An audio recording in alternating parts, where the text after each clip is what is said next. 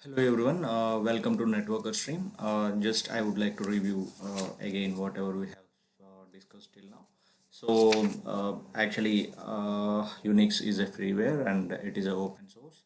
So multiple tasks can be executed simultaneously, hence it is known as multitasking OS.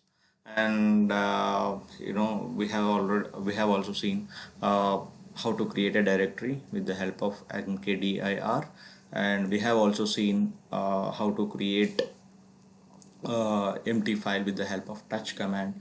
Also we have discussed it is very secured file permissions, and we can set with the help of authentication as well as file permissions, and it has multiple flavors like Ubuntu, Red Hat, CatOS, Fedora, Kali Linux, SUSE, etc.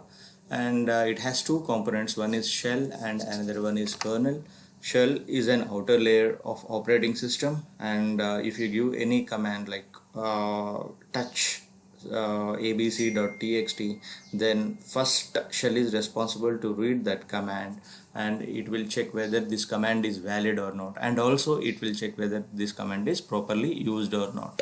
If everything is proper, then it will interpret this and give it to the kernel understandable form and handed it over to it.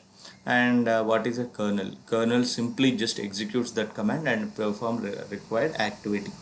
Kernel acts as an interface between shell and the hardware.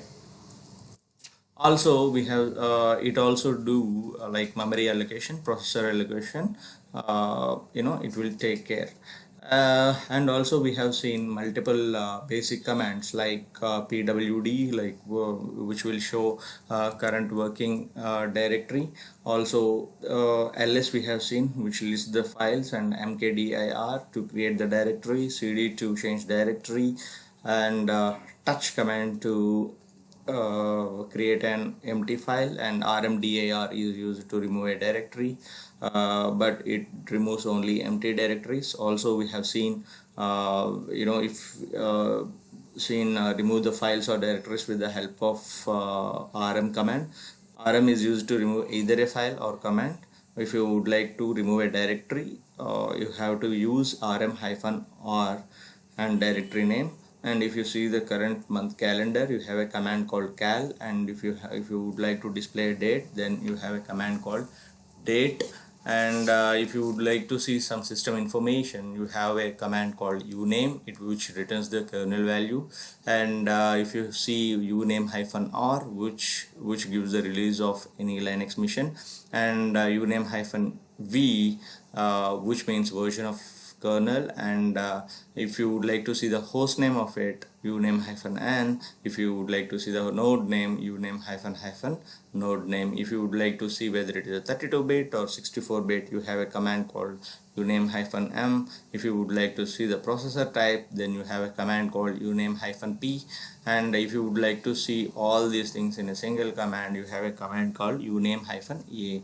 If you would like to see hardware information, you have a command called lshw.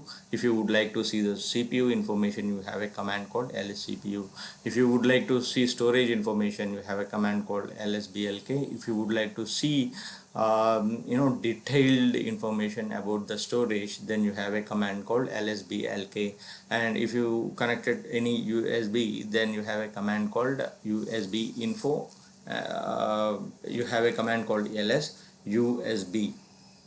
Also we have seen like cd dot dot, which will go to the parent directory of the present directory. And yeah, that's what. And after that we have seen some file systems. See, file system starts with forward slash, and it starts with forward slash, and the subdirectories are bin, as bin, etc, dev, var, temp, home, opt, root, etc. And what is bin directory? It contains all binary executables related to Linux commands. If whatever the command you put, that particular command should be there in the bin directory. If there is no the, such if there is not such command in this directory, your command won't execute. How to check that? You have a command called which space touch, so that it will show you the exact executable file, whether it is in slash bin or slash usr slash bin. Most of the Linux commands are in slash bin, whereas in some updated versions it will be there in slash usr slash bin.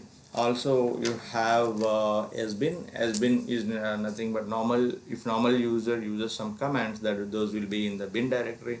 If super user or root user uses some commands, those will be in the sbin directory, like disk partition, network management, these kind of stuff.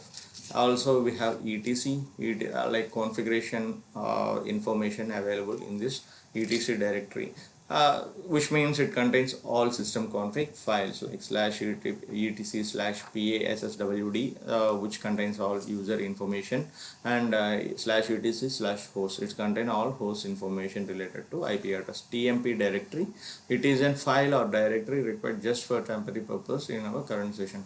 For suppose if you create any file which you want to be temporary, just you need to create in this temp directory, so that when you restart the or shut down the system, automatically this will get removed. After that we have dev directory, which means dev means device. Every device in Linux will treat it as a file. Even you put mouse, keyboard or whatever it may be, one file will get generated for those physical devices as well. For suppose if you open the terminal, you have a tty command, so that you can see the file there. FD related to floppy related, and HDD related to hard disk related, STDAN related to standard input device file, which will be used for keyboards and all, and STD out standard output device, which contains terminal monitors, and STD error, which contains standard error device files. MNT directory for if you do any manual mounting, like in older Linux versions, normally you do manual mounting, these files will be there in the MNT directory. And one more directory called media directory, the files of automatic mounting will be placed inside media directory, which will be there in the newer versions. Like MNT means contains manual mounting files, media means contains automatic mounting files. OPT directory, OPT means optional. This directory contains all third-party software installation files. And one more we have lib directory. Lib means library, which are required by our commands and applications. And also we have var directory. Var means variable data. If any data which is keep on changing, such type of variable data will be shared inside var directory. Such as if you have devices, if you want to monitor that one, and if you would like to save such logs, those will be there in the var directory. USR directory means USR means user. The directory contains all user related softwares. That means whatever the softwares you install, right? So those will be in the slash USR directory.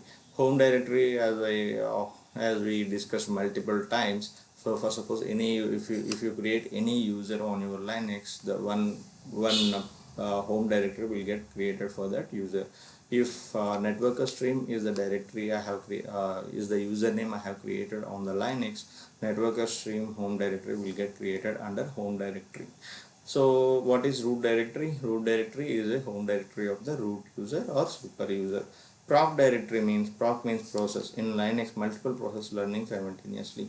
For each and every process, a unique ID will be there as PID, processor ID. For every process, a directory will be created inside proc directory to maintain that process in specific information. What is boot directory? Files which are required to boot Linux OS. So that it will be easy for your OS to locate files. For suppose NTFS and FAT are the names of Windows file system. The same way you can have X2, X3, XFS are the names for Linux file systems. These are all under this one. Okay, this is what we have discussed till now. Let's go to files. Okay, actually that was the brief what we have discussed till now. So now we will see types of files. How many types of files are there in Linux or Unix? One is normal file, or ordinary file. Normal file or ordinary file. Second one, directory files. As I told you, everything is a file in Linux system. Either if it is a directory or whatever it may be, it will be a file. And the third one is device files. Device files. Normal files. Actually, these files contains data. It can be a text or binary files like images, videos, etc. Okay, basically in Linux everything treated as a file, and file extensions are not very important. Based on your content, the Linux can identify the file type. What is a normal file? It contains data and it can be a text or binary files, which is like images, videos, etc. In Linux, each and everything treated as a file. Extension is not important. It identifies the file type based on the content of the file. So let's discuss in the Ubuntu system. Open the terminal.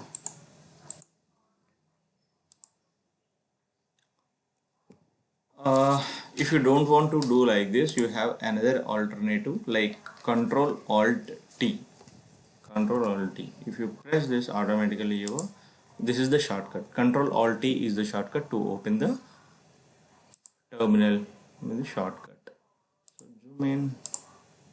zoom in. So in Windows Mission, extensions are required. .txt means text file. .jpg means your image file. .mp4 means your video file. But whereas here it doesn't matter whether it is a extension is not much important. So that's what last time we have seen that, right? I mean file1.txt was not removed when we file 1 was removed, but the file1.txt was not removed in the first video because of this reason only. So let's see, cd desktop. So let me create one file, touch file1.txt. So file1.txt has been created. If I create file1, so that means file1 is created and file1.txt is created. So file1 and file1 both are same names, but extension is there for the file1.txt file. So this txt is used for our own purpose, so but extension is not a matter. So for suppose if I would like to remove file1, only file1 will get removed. So if I remove file1.txt, then your file1.txt will get removed. So you have to be specific. Okay, for suppose okay, so yeah, actually let me open vi editor file1.txt. So I have opened this one, and I will be in insert mode.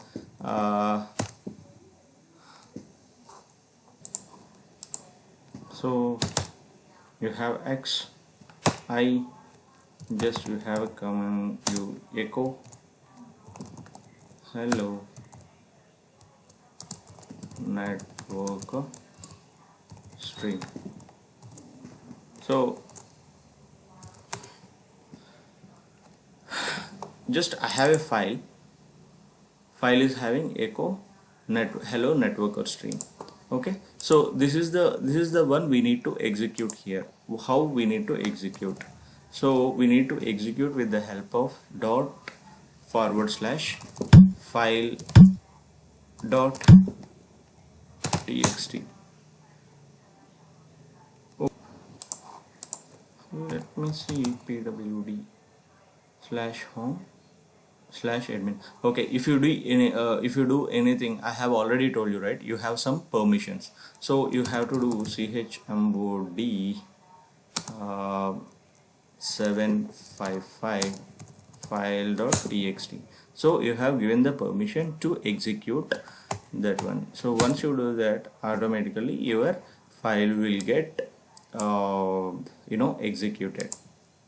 So I'll tell you how what are these and what are these and all, but I have already told you, right? Like for suppose if you see ls-l, you see here read write executable. This is user thing, and this is group, and this is other thing. So it has been created by admin, and it's been created this, and this is the file name. And so all these things, this is the link file. So I'll tell you what exactly all this, but you remember.